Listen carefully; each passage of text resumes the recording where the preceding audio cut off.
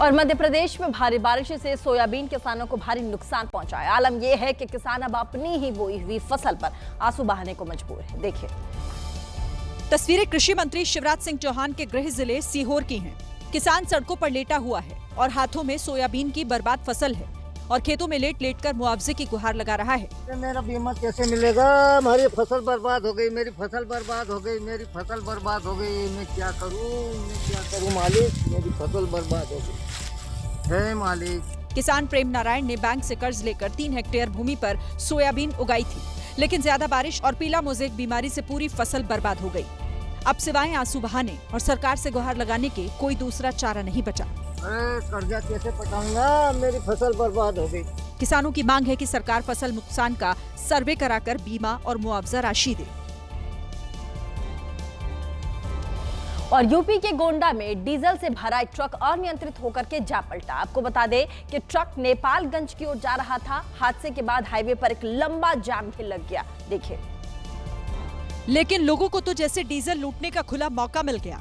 जैसे ही टैंकर गिरा, लोगों ने ड्राइवर को छोड़ डीजल पर हाथ साफ करना शुरू कर दिया। कोई घर से बाल्टियां ले आया तो कोई गैलन। किसी ने छोटे छोटे डिब्बों में डीजल भरना शुरू कर दिया। जिसे जितना मिला उसने उतना लूटा और ये सब पुलिस की मौजूदगी में हुआ। टैंकर में करीब 24,000 लीटर तेल था जो सारा खत्म हो गया।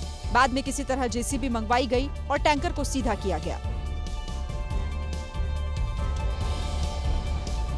और बिहार में शराब पर प्रतिबंध है, लेकिन इसके बावजूद तस्कर अलग अलग राज्यों से तस्करी कर शराब को बिहार भेज रहे हैं, और वो भी तब जब कुछ महीनों बाद ही सूबे में चुनाव होने वाले हैं। देखिए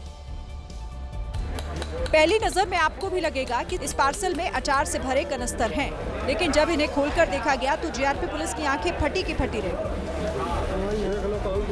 इन कनस्तरों में 1 नहीं 2 नहीं बल्कि 100 से ज्यादा बोतलें शराब की निकली, जो वाराणसी से पटना के लिए भेजी जा रही थी।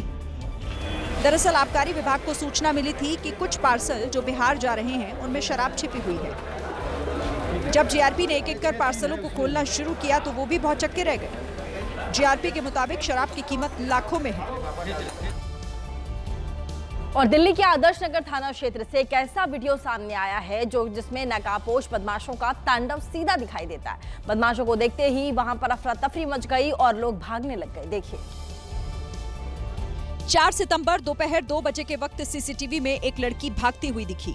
उसे देखकर सामने से गुजर रही लड़की ठिठक गई और पल भर में पीछे मुड़कर भागने लगी।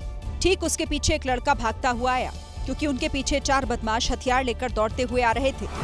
1, 2, 3 और 4 चारों ने अपने चेहरे ढके हुए थे और उनके हाथ में धारदार चाकू था। चारों तेजी से गली की ओर भागते दिखे। दहशत फैलाने वाले बदमाशों का ये वीडियो दिल्ली के आजादपुर गांव का है।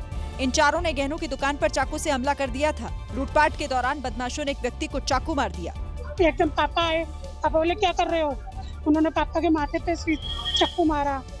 फिर पापा ने गिरबान पकड़ा, फिर पापा के 3 चाकू मारे उन्होंने। जिसके बाद इस महिला ने पड़ोसियों को आवाज दी। जैसे ही पड़ोसी मौके पर पहुंचे, चारों बदमाश भागने लगे। उसी वक्त ये लड़कियां भी वहां से गुजर रही थी और बदमाशों को देखकर ये डरी और भागने लगी। सूचना पाकर मौके पर पहुंची पुलिस ने जांच के लिए सीसीटीवी फुटेज को कब्जे में लिया है। और एबीपी रिपोर्ट में अगली खबर राजधानी दिल्ली से। दिल्ली के धौला कुआं में बस स्टैंड के पास उस समय अफरा तफरी मच गई जब एक बस धू-धू करके जलने लग गई। आपको बता दें कि ये बस स्टैंड पर खड़ी थी और साथ ही तभी एक तेज रफ्तार बाइक बस में जा भिड़ी, जिसके बाद पहले बाइक में आग लग गई और फिर बस में भी आग फैल गई। आपको बता दें यहाँ पर बस में आग इतनी तेजी से भड़की कि देखते ही देखते पूरी बस आग के गोले में तब्दील हो गई। इसके बाद बस से आग की ऊंची ऊंची लपटें निकलने लगी और पूरा इलाका काले धुएं से ढक गया। जिस वक्त यह हादसा हुआ उस समय बस में तकरीबन 10 लोग सवार थे, लेकिन अच्छी बात यहाँ ये रही कि आग भड़कने से पहले ही सभी यात्री सुरक्षित बाहर आ गए थे। जब तक दमकल कर्मी पहुंचे तब तक पूरी बस जलकर राख हो चुकी थी।